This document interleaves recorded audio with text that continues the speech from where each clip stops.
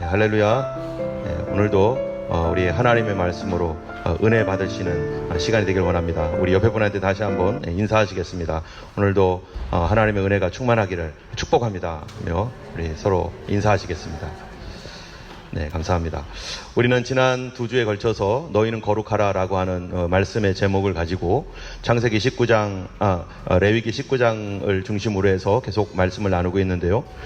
지지난주에는 거룩하라 라고 하는 말씀이 무엇을 의미했냐면은 애굽과 가나안의 풍속을 따르지 말라, 이 세상 풍속과 사상과 그들의 가치관을 따라가서 살지 말라라고 하는 말씀을 중심으로 나눴고요. 또 지난주는 하나님께 내 법도와 내 규례를 지키라 라고 하신 말씀 속에서 참으로 하나님의 법도라고 하는 하나님의 판단, 하나님 아버지의 마음과 또 그것을 통해서 우리에게 말씀하시는 우리의 삶의 방향들, 이런 것들에 대해서 우리가 지키고 따라가라 라고 하는 말씀으로 우리 같이 나눴습니다. 오늘은 너희는 거룩하라 라고 하는 말씀이지만 우리의 또 오늘 말씀의 부제목으로는 중심을 가지고 살아라 말씀, 그 다음에 회막, 회중이라고 하는 이 말씀 가지고 중심 있는 삶, Life with Center 라고 하는 말씀으로 우리 같이 말씀을 나누겠습니다.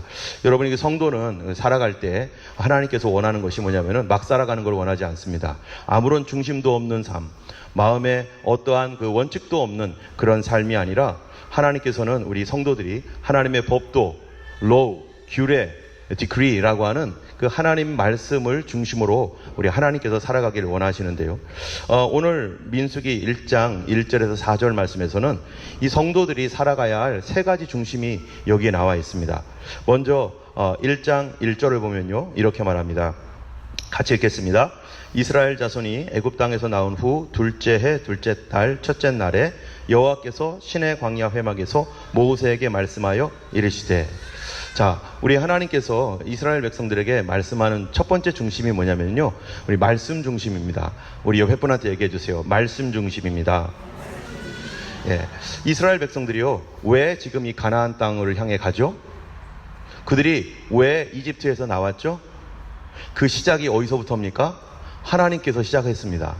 하나님께서 모세에게 내 백성 이스라엘을 이 고통과 고난 가운데 울부짖고 있는데 그들을 너가 인도하여서 가나안 땅, 아브라함에게 약속했던 그 땅으로 인도하여 내라 라고 하는 이 말씀, 하나님의 말씀이 시작이 되어서, 그래서 하나님께서 그들에게 10가지 재앙을 내리시고 또 이 하나님께서 홍해를 가르시고 그리고 마라의 쓴물과 이런 일들을 하나님이 이루어 놓으셨는데, 그것이 누구로부터 시작되었는가? 바로 하나님의 말씀이 시작이 되었던 것이죠. 여러분, 어떤 일들을 할 때 어떤 한 사람의 아이디어에서 뭔가 창의적인 생각이 나오고 그 사람의 말을 통해서 사람들이 듣게 되고 그거를 통해서 사람들이 실행하게 될 때 이게 무엇으로부터 시작되는 겁니까? 아이디어, 말로 시작되는 것처럼 모든 성도들의 삶에 있어서 우리의 시작은 하나님의 말씀이었습니다. 여러분이 예수님을 믿었던 거 내가 믿은 것 같지만 예수님께서 뭐라고 하셨어요? 아버지께서 이끌지 아니하면 아무도 내게 올 수 없느니라 하셨던 말씀처럼 우리의 시작이 어디서부터 시작되었습니까? 하나님의 말씀에서 시작되었기 때문에 우리가 여기에 있는 것입니다. 나는 내가 결심해서 온 것 같지만 그러나 하나님께서 우리를 불렀고, 그래서 내가 여기에 이 신앙생활을 하면서 지금까지 온 것은 하나님 말씀 따라 온 것이고, 그래서 이 시작이 하나님 말씀이기 때문에 성도들의 삶의 중심은 어디에 있어야 된다는 거예요? 말씀입니다. 여러분, 창세기 1장 맨 처음 1장 1절이 뭡니까? 태초에 하나님이 천지를 창조하시니라. 그 다음에 2절이 뭡니까? 땅이 혼돈하고 공허하여 흑암이 깊음 위에 있고 하나님의 신은 수면을 운행하시니라 한 다음에 3절에서 여호와께서 하나님이 가라사대 라고 시작이 돼요. 창세기에서 가라사대를 통해서 뭐가 일어났어요? 창조가 일어났습니다. 하나님께서 만드셨어요. 모든 것을 시작하셨어요. 그렇기 때문에 시작하신 하나님이 끝까지 이루어 가실 것입니다. 또 출애굽기에서도 아까 말한 것처럼 이스라엘 백성들을 끄집어내라, 그들을 구원해내라 라고 하는 말씀에서 시작했습니다. 레위기 말씀은 어떻습니까? 하나님께서 이 모세를 회막 가운데서 하나님이 부르셔서 말씀하셨어요. 그게 레위기 말씀 전체입니다. 그래서 하나님이 말씀으로 시작하셨어요. 오늘 민수기에도 어떤 말씀입니까? 하나님이 이 모세에게 부르는 거예요. 그리고 말씀합니다. 너희들 이렇게 하라.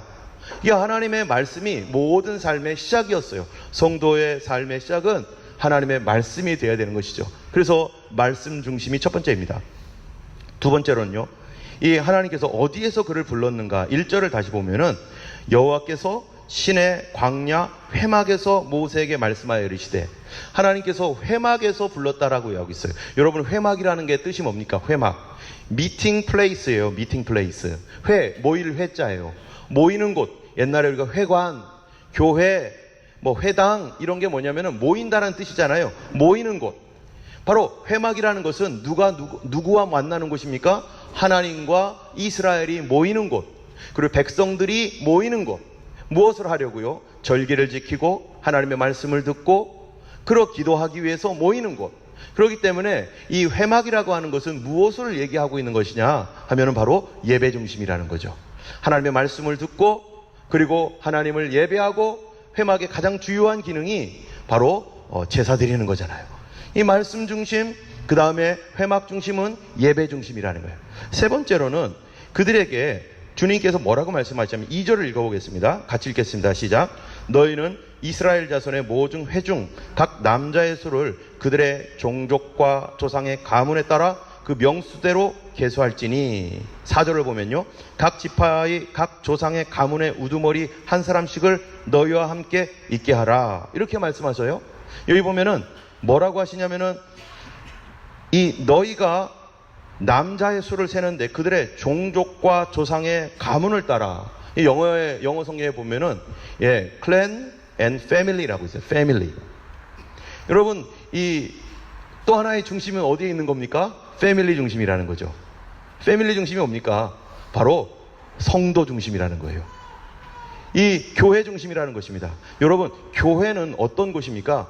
예수 그리스도 안에서 우리가 다 뭐라고 해요? 형제요 자매가 되었다, 이렇게 말하잖아요. 하나님 나라의 패밀리가 됐고 하나님 나라의 가족입니다. 그렇기 때문에 성도 중심, 교회 중심, 이러한 이 세 가지 중심이 바로 오늘 본문에서 말씀하고 있는 우리의 삶의 중심이고, 그것을 가리켜서 성경에서는 뭐라고 말씀하시느냐? 이 레위기 19장에서 거룩한 삶이라고 말씀하시고, 레위기 19장 오늘 본문 1절에서 8절까지가 바로 이 세 가지 중심이 어떻게 구체적으로 이루어져야 되는가, 하나님께서 우리에게 거룩한 삶을 살아라고 했어요. 이거는 규례입니까? 법도입니까? 어디에 해당되죠? 지난주 설교 잘 들으신 분은 이해하실 겁니다. 우리가 거룩한 삶을 살아라, 이거는 규례예요? 법도예요? 바로 법도죠. 하나님의 마음이니까. 그러면 거룩한 삶을 살기 위해서는 무엇을 해야 될 것인가? 세 가지의 중심적인 삶을 잊지 말고 살아야 되는데, 그게 바로 첫 번째가 뭐라고요? 말씀 중심. 두 번째가 예배 중심. 세 번째가 교회 중심. 이 세 가지 중심을 지켜야 되는 것이 바로 뭐라고요? 합쳐서 거룩한 삶이다 라고 이렇게 말합니다. 우리는 이제 오늘 이 말씀을 보면서 지난 몇 개월 동안 1월 첫째 주부터 창세기부터 시작해서 지금까지 왔는데요, 우리가 잠깐 어떻게 되어 있는가 한번 보겠습니다. 여러분, 창세기는 뭡니까? 우리가 믿는 하나님은 도대체 누구인가, 이거죠. 이스라엘 사람들에게 창세기는 뭘까요? 우리와 언약을 맺으신 그 하나님은 도대체 누구이며, 우리 이스라엘 이 민족은 왜 이집트로 가야만 했었나, 그 얘기가 바로 창세기 얘기예요. 두 번째, 출애굽 얘기는 뭡니까? 출애굽은 그 이집트에서 고난받으면서 하나님께서 그들을 이끌어내신 이야기. 그래서 어디까지 얘기입니까? 시내산까지 왔어요. 시내산에서 뭐를 받아요? 하나님의 말씀을 받습니다. 이 시내산에서 율법과 성막과 제사장 제도를 받으면서 하나님과 언약을 맺은 백성들이 여기서 말씀을 받는 이야기. 그래서 이 제사법, 레위기에 있는 이 제사법이 바로 시내산에서 받았던 전체 말씀인 거죠. 그래서 하나님께서 이스라엘 백성들을 출애굽시켜서 시내산에서 하나님 백성 만드는 언약을 맺고, 그리고 내 백성은 이제 내 언약을 받았으니 나의 법도와 규례를 따라야 된다라고 해가지고 하나님께서 레위기 말씀을 주신 건데, 그 법도와 규례가 뭔가? 그게 바로 거룩하라라는 거예요. 한마디로 말하면 한 레위기 말씀의 법도 하면은 거룩하라, 규례 하면은 뭐예요? 그 나머지에 이러저러한 어떤 우리의 삶의 원칙들이죠. 오늘 넘버스라고 하는 이 민수기는요, 뭡니까? 이제 그 하나님의 말씀의 법도를 받았어요. 규례도 받았어요. 그런데 그들은 지금 뭐 하는 사람들입니까? 광야에서 살아갈 사람입니까? 광야에서 이제 죽치고서 이제 거기를 내 땅이다 하고 살아갈 사람이 아니라 그들은 가는 길이 있습니다. 그들은 목적지가 있어요. 그 목적지가 어디냐면은 가나안 땅입니다. 이 가나안 땅까지 이 그들이 가는 이 모든 일정들, 그 일정들이 여기에 보면은 인구조사를 이제 처음에 합니다. 이게 민수기 첫 번째가 인구조사를 하는 거죠. 우리 4절에 보면은 각 지파의 각 조상의 가문의 우두머리 한 사람씩을 너희와 함께 하게 하라 하면서 너희와 함께 설 사람은 이러이러하니 르우벤 지파 무슨 지파 해가지고 12지파에 이 인구조사할 사람, 리더 될 사람들을 하나님이 다 불러요. 그래가지고 인구를 쭉 조사하는 이야기가 바로 민수기의 이야기입니다. 왜 인구조사를 합니까? 인구조사는 옛날에 왜 하죠? 두 가지 큰 이유가 있어요. 옛날에는요. 첫 번째 이유는요, 세금. 그죠? 옛날 사람들이 인구가 얼마나 있는가 거기다 인두세 해가지고 세금 거두려고 하지만 성경에서 인구조사는 무엇입니까? 물론 세금도 있지만 더 중요한 것은 군대를 만드는 겁니다. 이스라엘 백성들은 지금 어디를 가고 있어요? 가나안 땅을 향해 걸어가고 있는 그 사람들입니다. 이 사람들은 광야의 이 삶을, 광야의 행진을 하면서 이 가나안 땅까지 가야 되는데, 이 가나안 땅까지 가는 것을 성경에 사도행전에서는 이 광야의 생활을 뭐라고 하고 있는가 한번 읽어볼까요? 시작. 시내산에서 말하던 그 천사와 및 우리 조상들과 함께 광야교회에 있었고 또 생명의 돌을 받아 우리에게 주던 자가 이 사람이더라. 여기 보니까 in the assembly in the desert, 이 광야교회라는 거예요.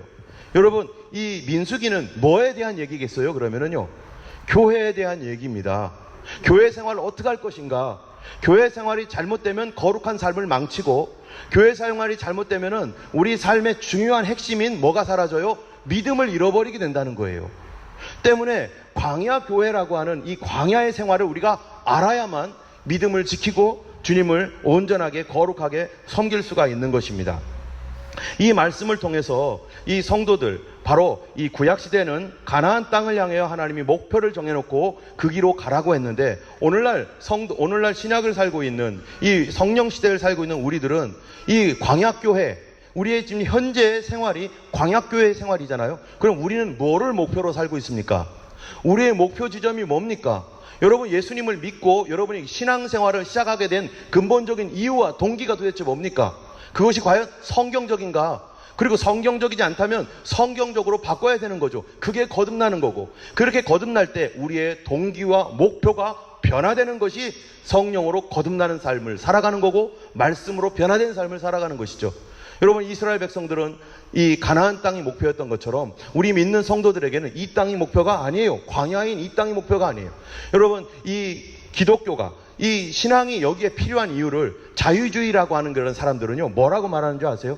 왜 교회가 필요한가? 하나님 나라가 목표가 아니고 천국과 지옥이 없다라고 하고, 그 하나님 나라를 향해 걸어가는 것을 포기하고 이 땅에 있는 그런 사람들이 있습니다. 그리스도인 중에 그런 사람이 있어요. 그 사람들의 목표가 뭡니까?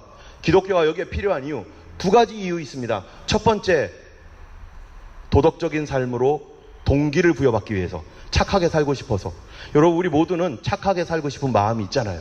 아, 나 착하게 살고 싶어. 그럼 어떻게 해야 되지? 뭔가가 동기를 부여받아야 되는데, 아, 교회 다니면 착해진대. 그래서 아들 보고 너 착한 사람 되어라, 교회 가라. 남편 보고 여보 좀 착한 사람 좀 돼봐, 교회 좀 가봐.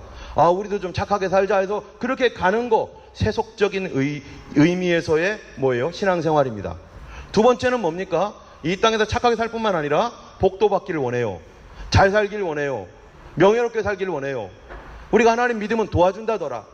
그분이 누구인지 몰라도 그분이 나의 인생을 도와준다더라 라고 해서 우리가 예수를 믿는다 라고 하는 것이 바로 뭡니까? 이게 천국 없는 신앙생활을 하는 사람의 대표적인 예입니다. 여러분에게 하나님 나라 소망이 있습니까? 천국과 지옥이 있는 걸 믿습니까?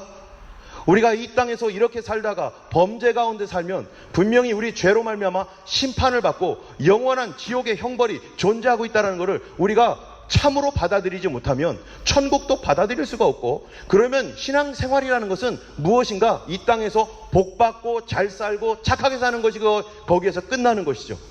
이 땅의 삶은 무엇으로부터 시작됐습니까? 범죄로부터 시작되었는데요, 인간의 죄는 누구로부터 왔습니까? 바로 마귀의 유혹으로부터 왔고요, 사단이 우리 삶을 파괴하고 무너뜨리고 영원한 형벌과 하나님과의 영원한 분리를 위해서 사단이 역사했기 때문에 이 땅의 삶이라는 것이 단순한 것이 아닙니다.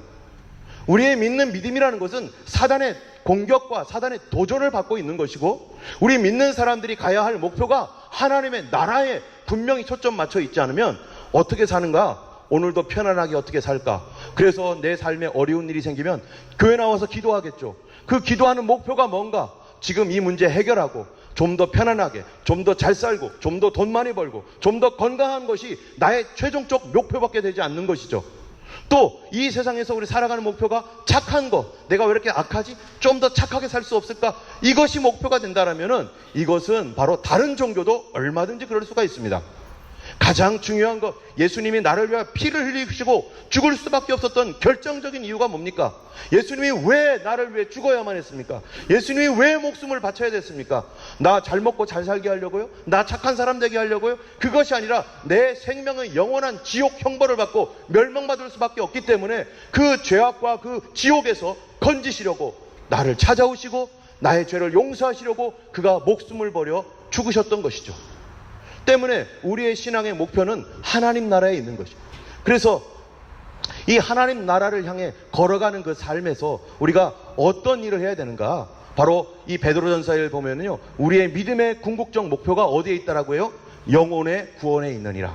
그런데 이스라엘 백성들은 지금 뭐 하고 있냐면은 이 영혼의 구원을 향하여 상징적인 가나안 땅을 향하여, 그들은 실제적이죠, 가나안 땅을 향하여 가는데요, 그들에게는 문제가 있습니다. 그들에게 있어서 그 문제가 뭐냐? 그들은 뭐가 없다는 거예요? 정신이 없다는 거예요. 그들은 누구죠 지금? 노예입니다. 노예에서 벗어난 지 얼마나 됐어요? 1년도 안 됐어요. 그들이 평생토록 노예 생활을 했어요. 그들이 노예 생활을 했고 그들이 지금 가나안 땅을 향해 가는데, 가나안은 어떤 곳입니까? 거기에는요, 아낙자손, 네피림의 후손 거대한 군사들이 있는 곳입니다. 철 병거가 있어서 철로 만든 이 아이런 스워드, 그런 검들이 있고 아주 훈련이 잘 된 군사들이 이 요새를 만들어 놓고 방어 진지를 잘 구축해 놓고 기다리고 있습니다. 그런 곳으로 그들은 지금 가야 되는 거예요. 그런 곳으로 가려면 이 노예 정신 가지고 갈 수 있습니까? 오합지졸이죠. 그들이 이스라엘 백성들이 하나님의 백성이라고 하지만 그들이 이집트에서 나올 때 어떻게 나옵니까? 줄을 맞춰 나옵니까? 아니면은 멋대로 나옵니까? 그냥 우르르 나옵니까? 그들은요, 아무런 훈련도 없었던 사람들, 노예로 살았던 사람들, 어떤 훈련도 되어 있지 않기 때문에 그냥 우르르 몰려 나오는 그런 수준의 사람들을 지금 민수기에서 하나님께서 그들에게 사람 수를 세어라, 그리고 각 종족별로, 지파별로, 가족별로 나눠라, 회막 중심으로 모여라, 하나님 말씀 뭔지 들어라 라고 하는 것은 뭡니까? 그들이 앞으로 가나안 땅까지 가는 여정에 많은 것들을 이기고 승리하고 가야 되기 때문에 하나님께서 지금 뭐를 하는 거예요?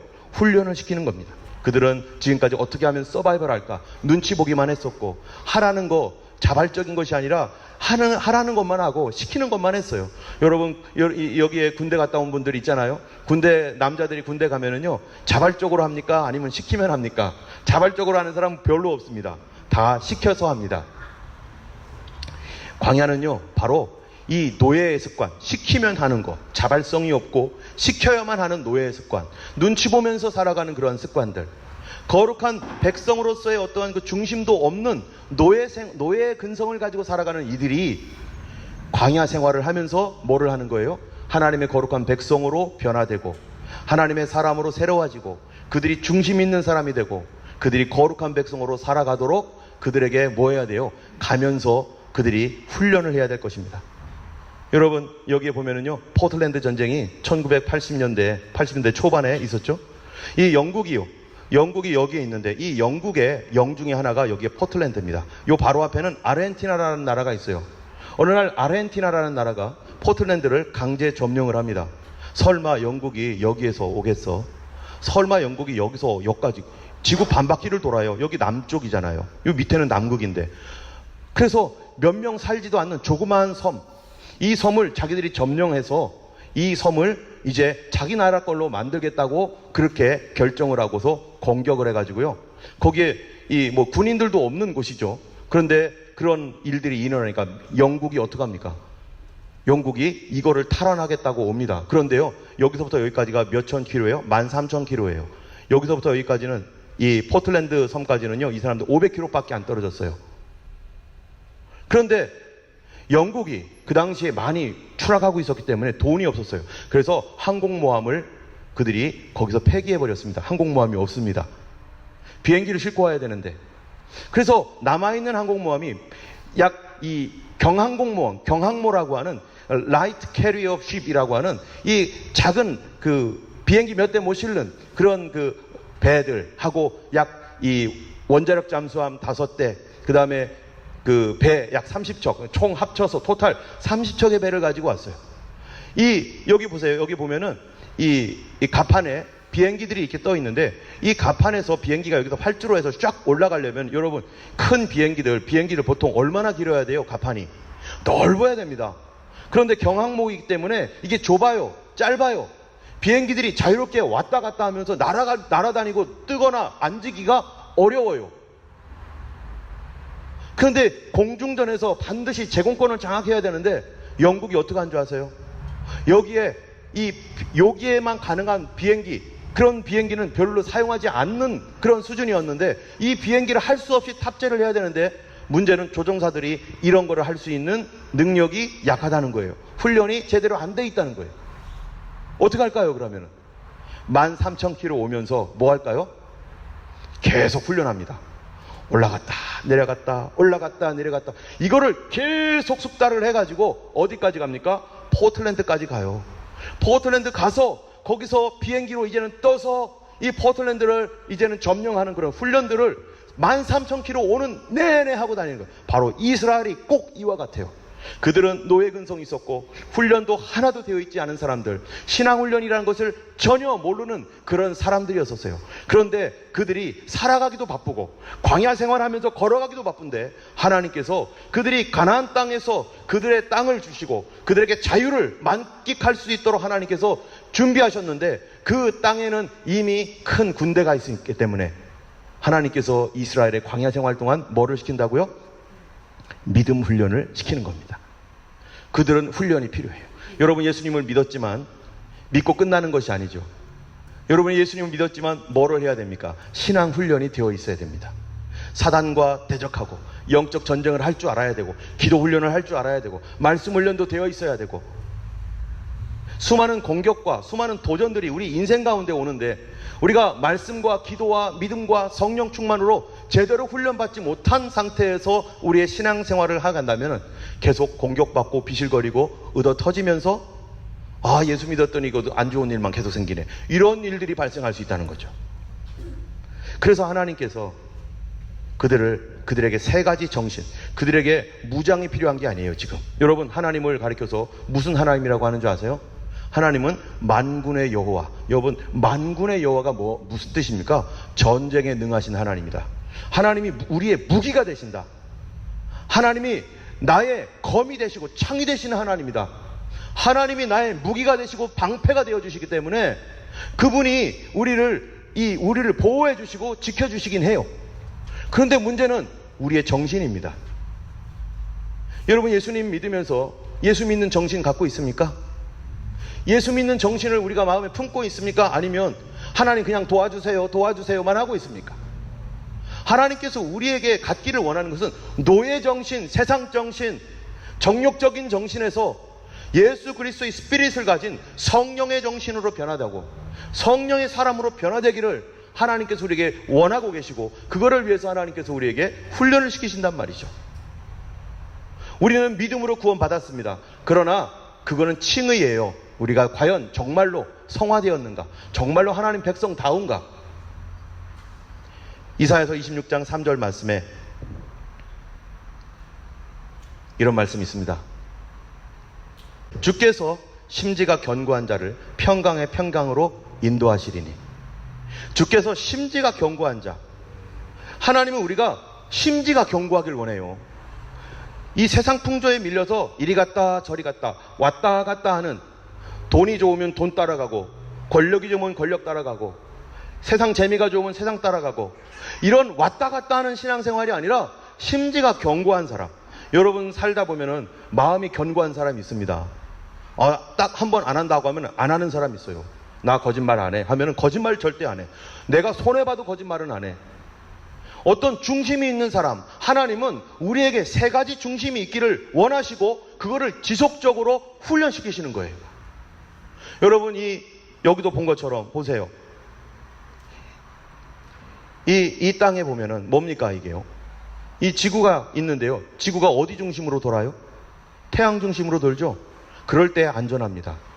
그럴 때 제대로 돌아요. 만약에 중심도 없이 막 돌아다니면 이게 뭡니까? 이게 해성이 돼가지고 어디에 부닥칠지 모르는 거예요. 무질서하게 다녀요. 그런데 우리 성도들이 하나님께서 이 세상도 이렇게 질서를 지키고 안 믿는 사람들도 어떤 중심을 갖고 있는데 성도들은요, 거룩한 중심 갖기를 하나님 원하시는 거예요. 여러분, 여기에 보면은 이 자기 일생의 7가지 원칙 해가지고요, 이 사람 존 우든이라고 하는 사람이 있습니다. 이 사람이 농구 선수인데요, 2010년에 돌아가셨어요. 명예의 전당에 2번이나 이름을 올랐고 농구를 사랑하는 스포츠맨들의 우상이고 하나님을 신실하게 믿는 그 사람이 자기 인생에 원칙을 정한 것이 있었어요. 그게 뭡니까? 한번 볼까요? 1번, 너 자신에게 진실하라. 나 진실한가? 이게 자기의 인생의 원칙이에요. 매일 나만의 명작을 하나씩 만들자. 남을 돕자. 좋은 책, 특히 성경을 깊이 읽고 친구와 우정을 예술로 승화시키고 또 인생의 굳은 날을 대비하여 너만의 대피소를 만들고 매일 성령님의 인도하심을 간구하고 내가 받은 축복을 헤아려 보고 감사하는 삶을 살자. 이게 이 사람의 인생 좌우명이고, 마치 이스라엘 백성들에게 하나님께서 10계명을 주듯이 자기 삶의 17가지의 계명, 이거를 자기는 지켜나가는 거예요. 어떻게 지켰습니까? 예수 믿으니까 지키는 거예요. 복음이 그 마음속에 중심이 딱 되어 있으니까. 여러분, 이 조나단 에드워드라고 하는 유명한 부흥사입니다. 이 사람 미국에 큰 부흥을 일으켰던, 이 사람 때는 미국 전역이 바뀌어버렸어요. 미국에 엄청난 변화가 일어나고, 그 변화가 어디까지 가냐면 영국과 그 유럽 사회까지 이 사람이 엄청난 일을 미국 사회에 했는데요, 이 사람이 70가지 결심문을 만들어서 자기 마음속에 어떻게 살아가야 될 것인가를 늘 점검을 했어요. 부모님께는 어떻게 대해야 하며, 낙심과 절망 가운데는 내가 어떻게 살아야 되고. 이 사람의 이 책이 나와 있어요. 이런 사람들이 자기 자신을 늘 원칙을 세워서, 무엇의 중심에서 원칙을 세웠을까요? 하나님 말씀에서 원칙을 세웠어요. 여러분, 저도 결혼할 때 원칙을 세운 게 있었습니다. 청년들 잘 들으세요. 예. 결혼할 때 원칙, 저 6가지 원칙이 있었어요. 6가지 원칙. 그 첫 번째 뭐였냐면 믿음의 가정. 두 번째 소망이 갖고, 사명이 갖고, 사랑이 갖고, 기타 등등. 그런데 한 가지 아쉬웠던 것은 긴 머리, 생머리가 잘 어울리는 여자를 원했었지만 그것은 안 맞아서 제가 제 아내 만나고 포기. 그러나 나머지는 다 성경적이었어요. 이 원칙에 합당한 사람을 찾아야겠다. 하나님께서 그 성경적인 원칙에 다 맞춰게 하나님 그렇게 허락하셨고, 여러분 자녀들에게도 마찬가지로 우리 삶에 어떤 일들을 할 때 나는 무슨 원칙을 갖고 있는가? 그냥 형편에 따라서, 환경에 따라서 이리저리 움직이는 사람인가? 주님께서 민수기 1장부터 10장까지를 바로 그 원칙의 삶으로 우리를 인도합니다. 그 원칙의 삶이 뭡니까? 민수기에 나오는 것이 첫 번째가요, 바로 이 성막 중심이에요. 성막, 회막 중심.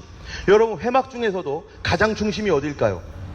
회막 중심에서 가장 중심은요, 이 지성소의 안에 있는 언약궤입니다. 여러분, 언약궤에 뭐가 들어가 있는지 아세요? 언약궤에 바로 10계명의 2 돌판이 들어 있습니다. 무엇을 의미합니까? 하나님 말씀이라는 거죠. 하나님 말씀이 중심된 삶. 그런데 어떤 사람이, 이런 사람이 있어요. 성령님이 인도하셨다는 거예요. 성령님이 인도하셔서 나는 이거 이렇게 하고 저렇게 한다, 이렇게 막 얘기하는 경우가 있습니다. 그런데요, 이거 대단히 조심해야 됩니다. 제가 예전에 예수전도단에서 사역을 하다가 이 선교 단체에서 하나님의 음성을 듣는 삶, 성령님의 인도함을 받는, 따라가는 삶, 이런 것들에 대해서 굉장히 제가 궁금했고 저거 알고 싶었고, 그래서 훈련을 받았어요. 그런 다음에 정말 하나님의 음성을 듣고 성령님의 감동을 받고 그래 살아가는 그런 삶을 정말 훈련하고 정말 그렇게 살아왔어요. 그러다가 한국을 갔습니다. 한국을 가서 제 친구 목사님을 만났어요. 친구 목사님을 만났더니 그 목사님이 뭐라고 하는지 아세요? 제가 예수전도단에서 예, 이렇게 이러한 삶을 선교단체에서 이런 훈련을 받고 이렇게 했다 했더니요, 그분이 했던 말이 뭐냐면은, 나 그 훈련 받은 사람들 별로 안 좋아해요, 그러는 거예요. 아니, 왜 안 좋아하시냐고, 왜 그러시냐고 했더니, 그 사람들 책임감 없어요. 책임감 없대요. 아니, 무슨 책임감이 없죠? 어느 날 하나님께서 그러셨다고 하면서 이렇게 하고 저렇게 하고, 하나님께서 말씀하셨는데 이렇게 하라고 말씀하셨다고. 그런데 자기가 맡은 책임에 대해서 무시하고 그거를 놔버리더라는 거예요. 한두 번 본 게 아닌 것 같아요. 제가 깜짝 놀랐어요. 아하, 우리가 잘못하다가는 큰일 나겠구나. 저 예수전도단에서 배웠던 하나님의 음성 듣는 삶에 대하여 반쪽을 듣고 있으면은 이런 일들이 일어날 수 있다는 걸 그때 알았어요. 저는 하나님의 음성을 들으며 말씀 따라가는 삶이 너무 고마웠고, 정말 그렇게 살아가면서 하나님께서 뭐라고 말씀하시는지, 언제 무엇을 하기를 원하시는지에 대한 늘 귀 기울이며 그 행복감에 젖어서 하나님 말씀하옵소서, 무슨 말씀인지 따라가겠나이다 라고 하면서 갔는데, 그것이 어떤 경우에는 하나님께서 뜻은 맞아요. 하나님의 큰 뜻은 맞아요. 그 뜻은 맞는데, 법도는 맞는데 규례가 틀려버린 경우가 많은 거예요. 그 뜻이 맞긴 맞아요. 나가야 되고 와야 되고 행해야 되고 움직여야 되고 맞긴 맞는데 규례가 잘못돼 버린 경우가 너무나 많았던 것을 경험한 거예요. 그게 뭡니까? 여러분, 이스라엘 백성들이요, 광야를 움직일 때 어떻게 움직이느냐, 이 회막에서 나온 이 지성소에서 나온 언약궤를 메고 갑니다. 언약궤가 맨 앞에 가요. 언약궤가 맨 앞에 가는데, 그 맨 앞에 언약궤가 갈 때 그냥 언약궤가 그냥 맨 앞에 그냥 가는 게 아닙니다. 무엇을 따라가죠? 구름이 그 위에 있어요. 구름이. 말씀이 가는데 그 위에 뭐가 있어요? 구름과 불이 있어요. 여러분, 구름과 불은 무엇을 의미합니까? 하나님의 인도하심, 성령님의 인도하심. 여러분, 성령님의 인도하심은 반드시 어디 위에서 인도합니까? 하나님 말씀 위에서 인도합니다. 말씀의 원칙, 말씀의 뜻, 말씀이 아닌 것을 볼 때 우리가 빠르게 돌이켜야 돼요. 이거 말씀과 상관없는 건데, 이거 말씀하고는, 말씀에서 말하고 있는 바가 아닌데, 그러면은 우리가 잘못 인도함 받고 있다는 걸 알아야 돼요. 하나님의 구름은 절대로 성막에 있는 이 지성소에서 나온 이 언약궤를 벗어나지 않습니다. 만약에 그 인도하심이 언약궤를 벗어나서 움직인다, 그거 어떻게 된 거죠? 그거 이단입니다. 그거 사이비로 가는 거예요. 저도 이런 실수를 했습니다. 그리고 제 주변에 있던 많은 사람들이 이런 실수를 했던 사람들이 있어요. 그러나 그것이 나쁜 건 아니었어요. 왜냐하면은 그거를 통해서 내가 뼈저리게 알았기 때문에, 아하, 하나님께서 이렇게 실수를 허락하신 것은 나로 하여금 하나님 말씀 제대로 분별하고, 사단이 우는 사자처럼 계속 공격하고 있기 때문에 성도들이 어디 안에서 분별합니까? 말씀 안에서 분별해야 돼요. 하나님은 우리를 인도하기를 원하시는 하나님입니다. 하나님 나에게 음성 들려주기를 원하는 하나님입니다. 하나님은 성령으로 내게 감동 주시기를 원하는 하나님입니다. 그 하나님의 그 역사가 우리를 끝까지 인도하시고 그분을 따라가려면 우리는 하나님의 성령의 역사에 마음을 열어놓을 뿐 아니라 하나님 말씀의 원칙을 분명히 알고 있어야 돼요.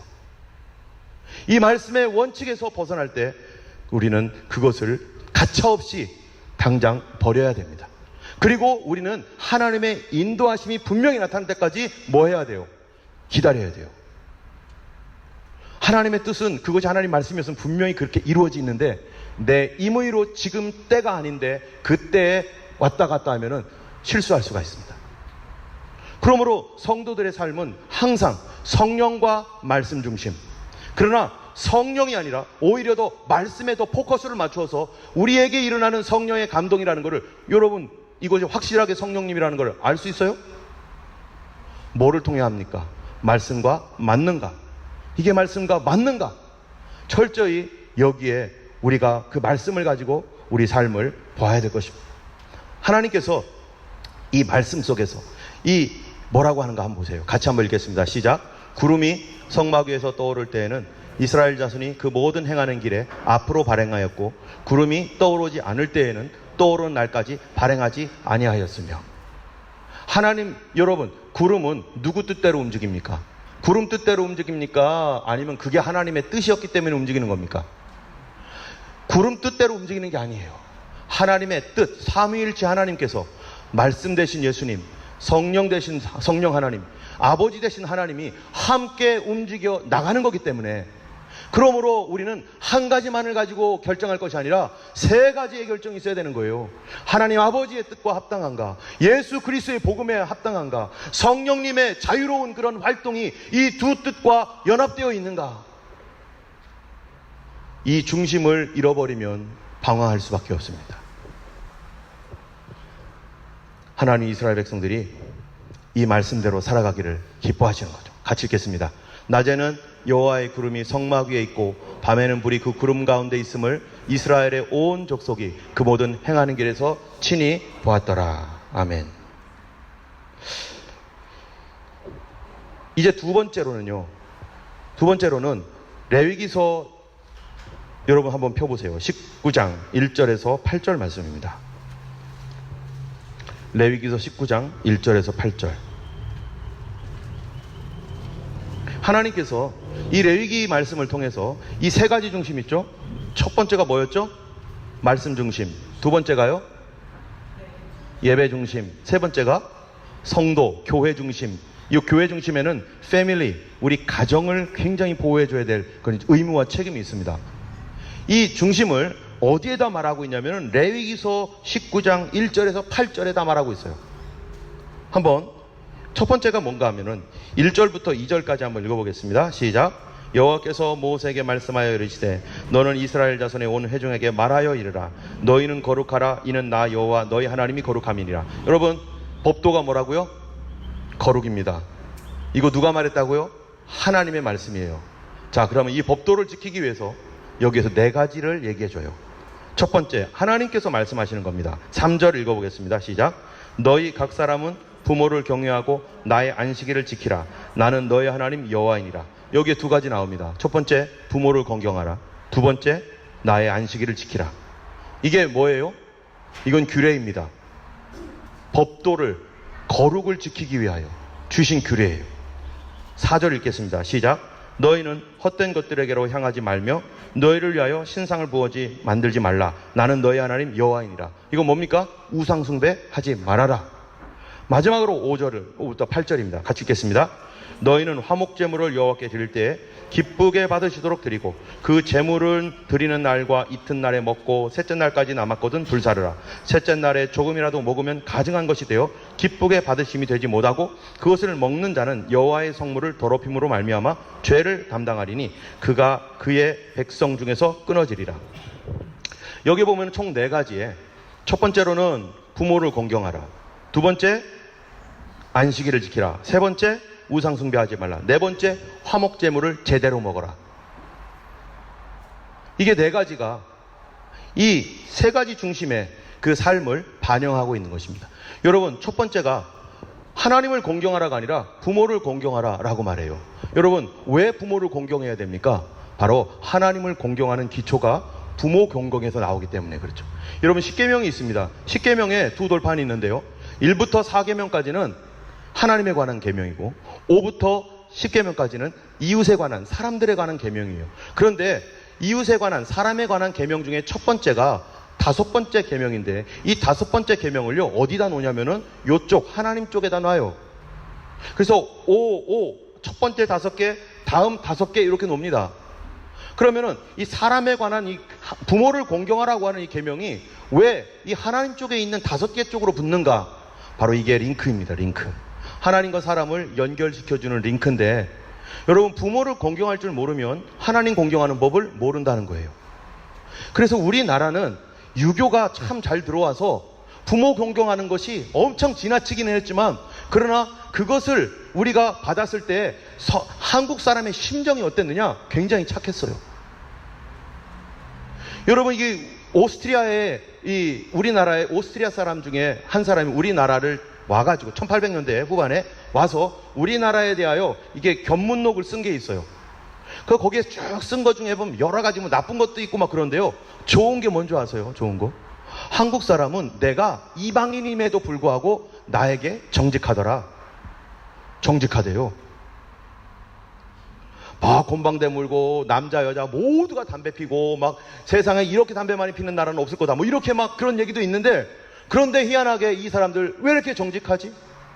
왜 그렇겠어요? 저는 이게 유교의 영향이라고 봅니다. 유교에서 가장 중요한 게 효행, 그 다음에 뭐죠? 효행. 효를 행하는 것은 뭐 인간의 삶에 무슨 대본야라 뭐 이런 거 있잖아요. 효행지 뭐 대본야라 뭐 그런 건가? 예. 인간의 삶에 가장 근본적인 건데, 이 하나님께서 부모를 공경하라고 하는 것을 통해서 하나님 공경을 배우게 하는 거예요. 그래서 하나님을 공경할 때 공경하는 법을 알기 위해서 먼저 누구를 공경하는 법부터 배우라고요? 부모 공경하는 법부터. 부모님께 잘하는 사람은요, 이웃에게도 잘해요. 어른에게 잘합니다.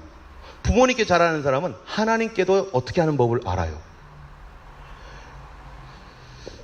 그래서 결혼 전에는 부모님의 슬하에서 부모 공경하는 법을 배우고, 이 세상에서 중심을 배우고, 사랑하는 법을 배우고, 하나님 말씀을 배우고, 그러면서 부모 슬하 안에서 그렇게 배우며 철저히 훈련받아야 되고, 두 번째로는요, 결혼한 뒤에는 어떻게 될까요? 결혼한 뒤에 부모 공경이, 한번 읽어볼까요? 이러므로 남자가 부모를 떠나 그 아내와 연합하여 둘이 한 몸을 이룰지로다. 여러분, 부모 공경은 자녀들에게만 해당됩니까? 아닙니다. 부모님이 공경받을 수 있도록 스스로 뭐 해야 돼요? 그 일을 해야 돼요. 본을 보여야 되죠. 그런데 출가한 자녀들에게는 어떻게 해야 됩니까? 여기 보니까 성경 원리가 뭡니까? 매 사사건건 이 우리 아들 가정 일에 계속 개입을 해가지고 이래라 저래라 하면 어떻게 되겠어요? 그 가정 깹니다. 그 가정 제일 먼저 박살날 거예요. 누구 때문에? 부모님 때문에. 너무 부모님께 착해가지고요, 부부 관계가 깨지는 경우가 얼마나 많은지 모릅니다. 성경에서 뭐라고 해요? 이러므로 남자가 부모를 어떻게 하라고요? 떠나. 정신적으로, 경제적으로 떠나서 두 부부가 비록 같은 집에 살더라도 부부의 일은 부부가 철저히 알아서 할 수 있도록 그거를 놔주고 책임질 수 있도록 그렇게 하고, 그것이 공경을 받을 수 있는 기초입니다. 이것이 되지 않으면, 부부 안에서 일어나는 이 일들에 계속 간섭을 하게 되면 어떻게 돼요? 가정 무너집니다. 그래서 우리 믿는 성도들의 가정이 어때야 된다는 거예요. 하나님께서 이거를 통해서 예수 믿는 가정은 화목해야 된다. 화목하려면은 뭐를 지켜야 돼요? 원칙을 지켜야 된다. 누구 원칙? 하나님 아버지의 원칙. 그것이 지켜지지 않으면 여러분 기도하셔야 됩니다. 이런 원칙이 지켜질 수 있도록 하나님 어떻게 하면 좋겠습니까?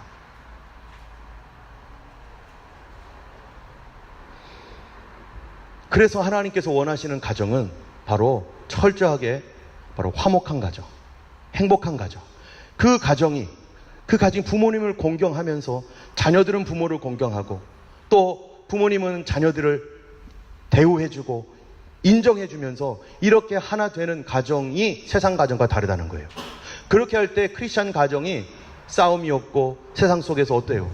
많은 사람의 본이 되는 그런 가정이 된다는 겁니다. 두 번째로는요, 뭐예요? 출애굽기 31장에 같이 한번 읽어보겠습니다. 너는 이스라엘 자손에게 고하여 이르기를 너희는 나의 안식일을 지키라. 이는 나와 너희 사이에 너희 대의 표징이니 나는 너희를 거룩하게 하는 여호와인 줄 너희로 알게 함이니라. 여러분, 이 말씀이 뭐냐면 안식일을 지키래요. 여러분, 안식일을 지킨다는 게 뭡니까? 그날 일하지 않고 내가 밥 벌어 먹기 위한 노동을 쉬고 뭐 하는 거죠? 쉬고 끝나는 건가요?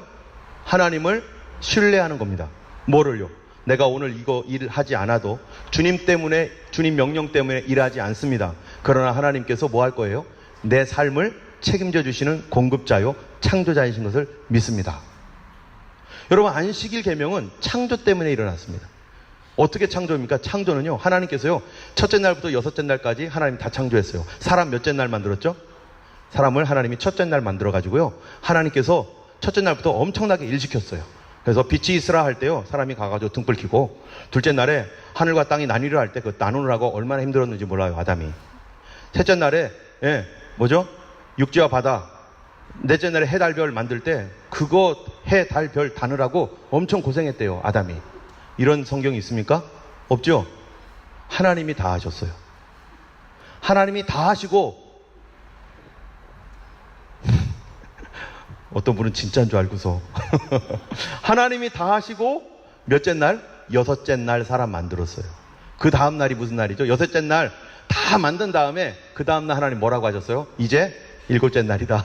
쉬어라. 첫째 날, 여섯째 날 만들어지자마자 일한 게 아니라 뭐부터 했어요? 쉬었어요. 뭘 보면서? 하나님 만드신 모든 것 보면서. 하나님이 다 만드십니다. 하나님이 축복하십니다. 하나님이 번성케 하십니다. 하나님이 고쳐주십니다.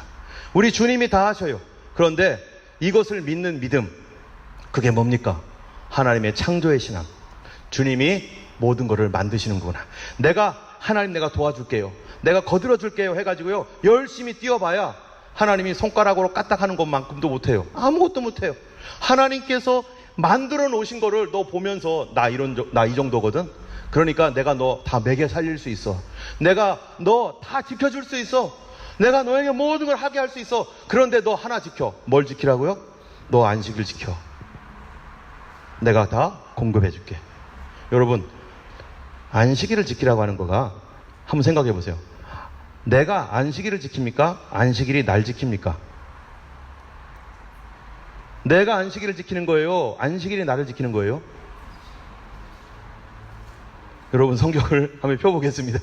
레위기서 26장 한번 펴보겠습니다. 이거는 여러분이 다 펴서 거기다 줄을 그어야 돼요. 레위기 26장 2절부터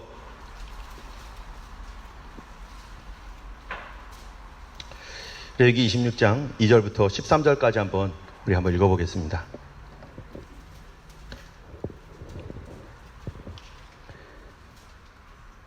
같이 읽겠습니다. 1절부터 읽을까요? 1절부터 13절까지. 어떻게 할 때 뭐를 어떻게 해주시는가 약속이 되어 있는가 한번 보세요. 같이 읽겠습니다. 시작.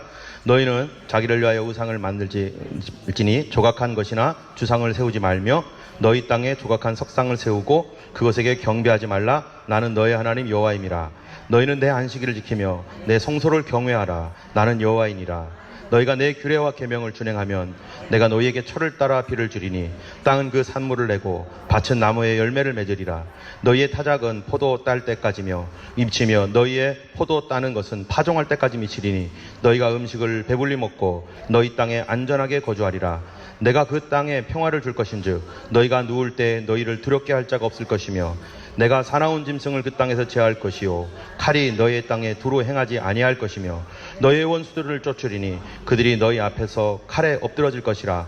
또 너희 다섯이 백을 쫓고 너희 백이 만을 쫓으리니 너희 제적들이 너희 앞에서 칼에 엎드러질 것이며 내가 너희를 돌보아 너희를 번성하게 하고 너희를 창대하게 할 것이며 내가 너희와 함께한 내 언약을 이행하리라. 너희는 오래 묵은 곡식을 먹다가 새 곡식으로 말미암아 묵은 곡식을 치우게 될 것이며 내가 내 성막을 너희 중에 세우리니 내 마음이 너희를 싫어하지 아니할 것이며 나는 너희 중에 행하여 너희의 하나님이 되고 너희는 내 백성이 될 것이니라. 나는 너희를 애굽 땅에서 인도하여 내어 그들에게 종된 것을 면하게 한 너희의 하나님 여호와이니라. 내가 너희에게 멍에의 빗장을 부수고 너희를 바로 서서 걷게 하였느니라. 자, 여기 보면은요, 안식일과 뭐를 지키라고요? 안식일과 내 성소를 경외하라. 하나님의 말씀이죠. 성소는 하나님 말씀 경외하고 하나님의 안식일을 지켜라.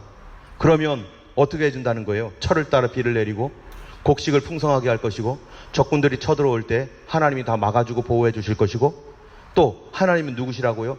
너희가 스스로 해방할 수 없었던 그 엄청난 이집트에서 인도하였고 또 13절에 여호와 내가 너희의 멍에 빗장을 부수고 너희를 바로 서서 걷게 하였느니라. 누가 누구를 지켜줍니까? 안식일이 이스라엘을 지켜줍니까? 이스라엘이 안식일을 지키는 겁니까? 여러분, 우리가 주일을 지킵니까? 주일이 나를 지켜줍니까? 뭐를 지켜줍니까? 하나님의 약속의 말씀이 단단히 여기 있습니다. 이스라엘에게 안식일을 지키라고 하신 하나님은 그 안식일을 지키는 조건 그거 하나로 하나님께서 먹을 것과 입을 것과 우리의 보호와 안전을 책임져 주고 너희를 지키는 분은 하나님이다. 안식일을 지키라고 하는 것은 너희가 안식일을 지키는 게 아니라 안식일이 너희를 지켜주기 때문에, 거기에 약속이 있기 때문에 내가 지켜줄 거니까 너희는 뭐만 지켜라? 안식일만 지켜라. 너희가 열심히 일을 하고 노력하고 또 군대를 양성하고 그런 거 많은 거 하는 거, 그거 성실하게 해야 되긴 해야 되는 거죠. 그러나 그것으로 됩니까? 여러분, 노력했다고 성공하나요? 열심히 땀 흘렸고 피를 흘리면서 내 삶을 읽었다고 성공합니까? 아닙니다. 세상이 그런 것이 아니죠. 하나님께서 이 험한 세상 가운데서 우리에게 하나님의 약속, 든든한 약속을 주셨어요. 그거는 하나님 신뢰하면, 하나님 말씀 따르면, 말씀 중심, 예배 중심, 우리 하나님 앞에 그렇게 믿음으로 살면 하나님께서 뭐를 지켜주신다는 거예요? 우리의 삶을 보호하시고 지켜주시기 때문에 안식일이 나를 지켜주는 거예요. 그거를 위해서 하나님께서 너 이거 지켜, 너 이거 하나만 지켜. 여러분, 이 아담과 하와가요, 어떻게 보호를 받습니까? 에덴 동산 그 엄청난 것들을 어떻게 받았습니까? 너 하나만 지켜. 선악을 알게 하는 나무 그거 하나만 먹지 마. 그러면 나머지는 내가 다 공급해주고, 나머지는 내가 너를 지켜주고, 나머지는 내가 너와 함께 할 거야. 하나님이 금하신 것이, 하나님이 하라 하신 것이 오히려 나를 지켜주고, 내 자녀를 지켜주고, 내 가정을 지켜주고. 우리의 삶 가운데서 여러분, 나의 삶의 중심이 뭡니까? 예배를 중심으로 하고 있습니까? 주님의 나를 아름답게 지켜가고 있습니까? 하나님 말씀이 우리의 중심이 되었어야 됩니다. 여러분, 안식일은 영원한 겁니까? 아니면 없어질 겁니까? 없어질 겁니다. 그런데 없어질 거를요, 왜 지키라고 할까요? 천국에 가면 안식일 지키나요? 거기가 안식인데 천국에 가면 안식일 안 지켜도 돼요. 왜 안식일을 지키라고 한다고요? 우리를 거룩하게 하려고. 이거는 콩입니까? 콩 껍데기입니까? 안식일은요. 지난주에 얘기했죠. 지난주에 들으신 분은 기억하시나요? 여러분, 콩이 중요합니까? 껍데기가 중요합니까? 껍데기가 중요하십니까? 콩이 중요하죠. 여러분, 복음이 중요합니까? 아니면 안식일을 지키는 게 중요합니까? 주의를 지키는 게 중요합니까? 복음이 중요하죠. 그런데요, 주의를 지키지 않고 안식일을 지키지 않으면 복음이 무너집니다. 주님 앞에 예배를 지키지 않으면 예수께서 피 흘려서 나에게 주신 구원이 무너집니다. 이거는 껍데기예요.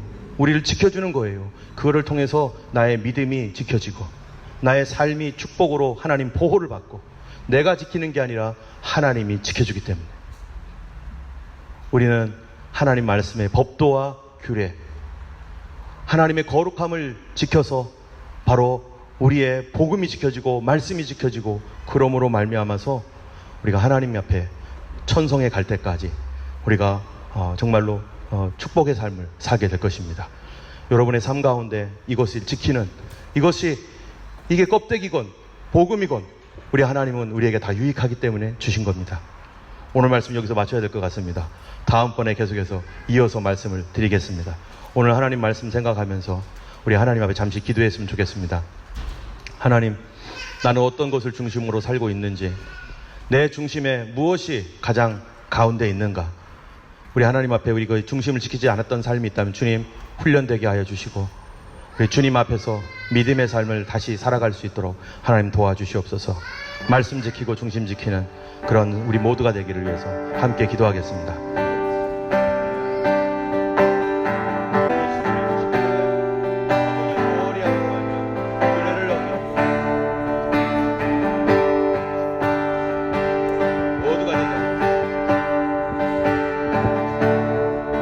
거룩하신 하나님 아버지, 감사합니다.